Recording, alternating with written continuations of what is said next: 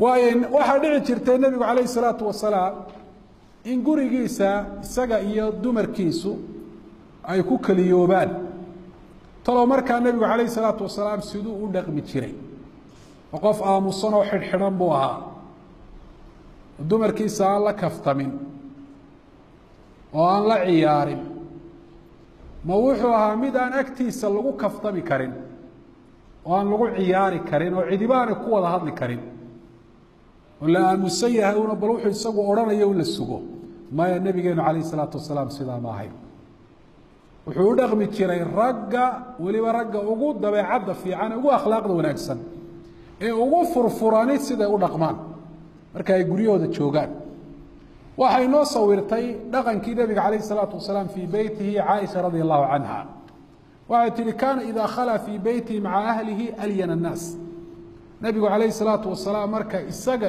iyo dumarkiisuun ama xaaskiisuun ay guriga joogaan dadka ka u dabacsan buu ahaa wa akrama annaas ugu wanaag badan kaana rajula min rijaalikum wuxuu ahaa nin nimankiina un la mid ah ilaa annahu kaana daxaakan basaama laakiin ragga qaarkood muxuu dheeraa nebigu calayhi salaatu wasalaam waxaa markuu gurigiisa joogo mid qosol badan oo dhoolla caddayn badan wamaa kaana ilaa bashara min albashar bashara ka mida buu ahaa nebigu calayhi salaatu wasalaam oo raggu waxay guryaha ka qabtaan iyo dheeraadba gurigiisa waa ka qaban jiray rasuulku calayhi salaatu wasalaam boqor markaa jookhan oo taaj saaran yahay oo meeluu loogu khidmeeyo oo meeluu fadhiya oo wuxuu doonaba loogu keeno nebigu calayhi salaatu wasalaam waayn inaba umuu dhaqmi jirin sida boqorada iyo madaxda waxay tihi caaisha kaana yakuunu fii mihnati ahlihi reerkiisa wuu u khidmayn jiray nebigu calayhi salaatu wasalaam hadday biyo u baahan yihiin oo u soo dhaamin jiray nebigu calayhi salaatu wasalaam haddii neef irmaani uu joogo wuu lisi jiray nebigu calayhi salaatu wasalaam haddii ay noqoto karin hadday noqoto mayris hadday noqoto tolis intaba nebigu calayhi salaatu wasalaam waa samayn jiray caaisha inoo sheegta waxay tihi yaksifu naclahu kabtu hadday ka godo uu karan jiray uu yeelan jiray kabtiisa hadda waa rasuulka ilaahi la soco adna waxaa laga yaabaa inaad arrinta noocaasi u aragtay inay tahay liidasho inaad irbadiyo dunta qaadato khamiiskaagu maruu kaa dilaaco ama shaarhkaagu aad tolato ama kabtaada adigu intaad dubbo soo qaadatiyo masaabiir aad yeelato wayakhiiطu thawbahu maradiisana waa toli jiray nebigu calayh isalaatu wasalaam wayaxlibu shaatahu neefka adhiga irmaanna waa maali jiray nebigu calayh isalaatu wasalaam wayakhdumu nafsahu isagaa naftiisa nebigu u khidmayn jiray oo adeegan jiray wayacmalu fii beytihi kamaa yacmalu axadukum fii beytihi wuxuu gurigiisa uga shaqayn jiray sida midkiin gurigiisa uga shaqeeya sawiro adigu arrinta noocaasa maxaa keenay nebiga calayh isalaatu wasalaam gurigiisu muxuu ahaa qol qura xujra waaxida mutaqaaribat alaطraaf dhinacyeedu ay isu dhow yihiin guri weyn oo shaqo dumarka ka badan ay ka taagan tahay maba ahayn laakiin nebiga calayh isalaatu wasalaam akhlaaqdiisa wanaagsan iyo inuu ahaa khayru rijaal liahlihi ninka ugu fiican ee dumar la dhaqma iyo arrinta noocaasi ay ka dhalatay waxaa dhici jirtay nebiga calayh isalaatu wasalaam hortiisa inay ku kaftamaan dumarkiisu ama ay ku ciyaaraan mararka qaarkood hinaasaha awgii inay isku xanaaqaan ay isu tiriyaan iyadoo nebiguna calayh isalaatu wasalaam uu dhegaysanayay oo ta markaa ta kale hadal khaldan ku tidhaahda tii hadalka khaldan lagu yihi nebigu calayh isalaatu wasalaam uu ku idhaahdo ka gooso xaq baad u leedahay ka gooso macana intii ay kugu tiri adiguna ku dheh si hawshuba u dhammaato caaisha radia allahu canha waxay ka warantay qiso la yaab badan sawda bintu zamca oo xaaskii nebiga ahayd iyo caaisha aad bay isugu dhowaayeen sawda waa gabadhii u horreysay nebigu uu guursaday markay khadiija dhimatay radia allahu canha da-deedaa markaa weynaatay waxay markaa ka baqatay nebigu calayhi salaatu wasalaam inuu fasaxo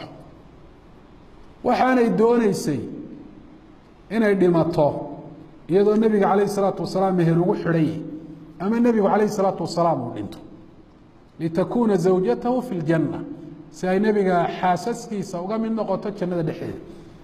marka maxay samaysay? habeenkeedii waxay u hadiyeysay caaisha radi allahu canha way ogeydee nebigu calayh isalaatu wasalaam siduu u jeclaa. marka caaisha xidhiidhkaa gaarkaabaa ka dhaxeeyey. caaishay soo booqatay u timi waa qolkii yaraaye caaisha.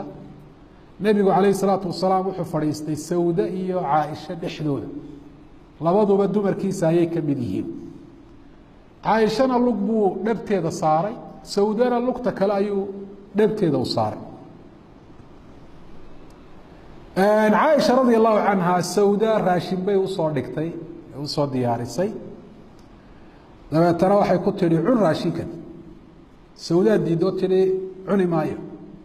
caaisha waxay tidhi laba kala dooro, inaad cunto iyo intaan qaado inaan wejiga kugu dhamooqo, wejigaan kuu mariyo. almuhim sawda waa diidda inay cunto. caaisha radi allahu canha intay xeedhadii gelisay gacanteeda xoogay ku soo qaaday ayay sawda wejiga ugu cusburtay raashinka, wejigay u marisay. nebigu calayhi salaatu wasalaam lugtiisii saarayd sawda ayuu ka qaaday. muxuu uga qaadayaa? si ay u argoosato oo intaa lagu sameeyey iyaduna ay u samayso. iyaduna sidoo kale ay xeedhadii gacanta gelisayoo caaishay wejiga u marisay. labadoodiiba wejigoodu waa malaasan yahay. nebigu calayhi salaatu wasalaam waa daawanaya, wuu ku qoslayaa labadaa dumari waxa ay samaynayaan. aadna nebigu calayhi salaatu wasalaam waa u faraxsan yahay. mushkiladu way waxaasi uma arko, nolosha ayay ka mid tahay. iyadoo xaaladdu ay sidaa tahay baa waxay maqleen cumar oo masaajidka ka hadlaaya, cumar ibnu khadaab radi allahu canh, oo inankiisii cabdullaahi u yeedhayo ya cabdullaahi ibni cumar. cumarna de waa ninkaad garanaysaanoo dumarka aan xataa u dhixin baa sidaa uga geriira radia allahu canhu. shaydaankaaba ka baqday, maxaad umalaynaysa? nebigu calayhi salaatu wasalaam cumar wuxuu ku yidhi waddo markaad marto seked, shaydaanku sekeda kaluu maraa. cumar buu ka baxsanaya, ma qaabili kara cumar.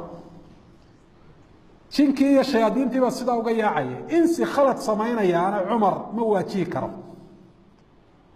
rasuulku calayhi salaatu wasalaam wuxuu uhi quumaa faksila wujuuhakumaa, naakaca ordo wejiyada iska soo maydha. falaa axsibu cumara ilaa daakhilan. waxaan u malaynayaa cumar inuu guriga soo gelayeen iyadoo wejiyadu san idin dhamooqan yihin oo raashinku idin marsan yahay, cumar yaanu idin arkine. sidaasay ahayd noloshii guriga nebiga calayh isalaatu wasalaam ka jirta. nolol isweheshi, is-ogolaansho, kaftan, yacnaa takaluf iyo culays laysa saaro aan lahayn. noloshaa iska qabow ayaa nolosha nebigeenu calayh isalaatu wasalaam ahayd.